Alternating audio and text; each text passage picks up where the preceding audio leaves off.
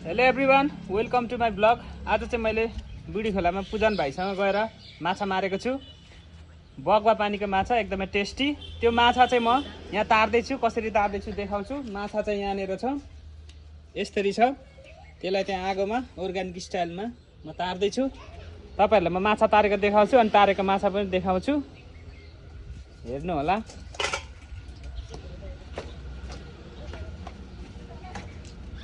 यो माछा चाहिँ अब म यहाँ तार्नेछु।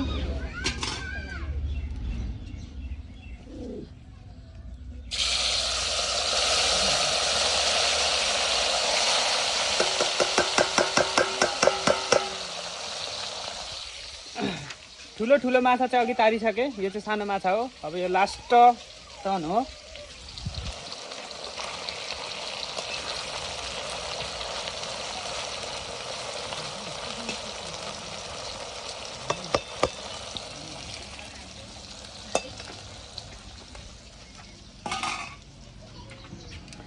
तरेको माछा पनि म तपाईँहरूलाई देखाउँछु।